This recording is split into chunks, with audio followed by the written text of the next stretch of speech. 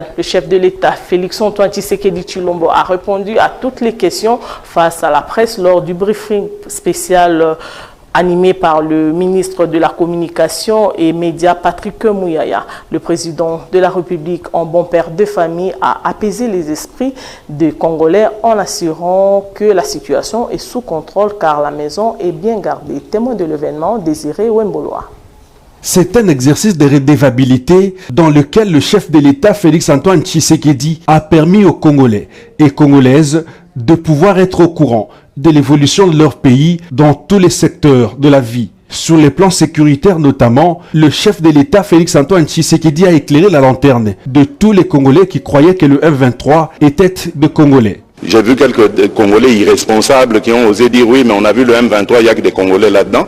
Tant pis pour eux, l'histoire les jugera un jour, mais je peux vous certifier que le M23 n'est pas congolais.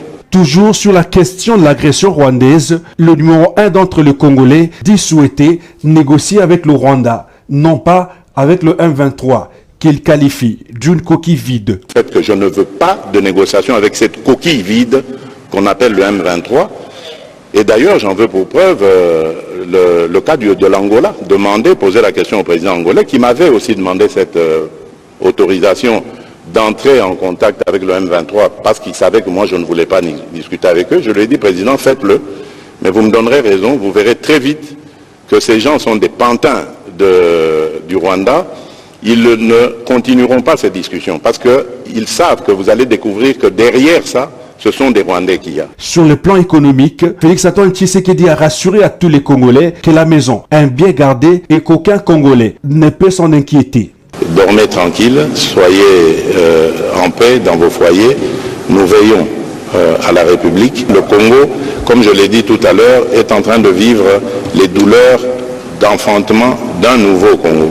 Un Congo qui sera indépendant économiquement, qui sera prospère et qui aura plus de sécurité. Où les jeunes, qui sont ma priorité, auront plus d'emplois et plus de rôles à jouer parce que c'est eux qui doivent préparer l'avenir de ce pays. Sur la question de l'informateur, Félix-Antoine Tshisekedi dit sortir informateur dans 48 heures, si jamais l'informateur lui donne rapport ce week-end. J'ai nommé un informateur par respect pour sa personne et le travail qu'il fait, remarquable jusqu'ici. J'attendrai qu'il me fasse le compte-rendu de sa mission. Et ce que je vous promets de faire, c'est d'immédiatement après désigner informateur. Ça, vous êtes informateur. Informateur, pas un informateur, parce qu'il y en a déjà un. Dès que l'informateur termine sa mission et qu'il m'en fait le compte-rendu, immédiatement après, je désigne le ou la. À ceux qui pensent que le chef de l'État Félix-Antoine Tshisekedi a violé la Constitution sur la gestion des affaires courantes par les ministres sortants, Félix Tshisekedi se dit guidé par un seul idéal, celui du salut de la population congolaise.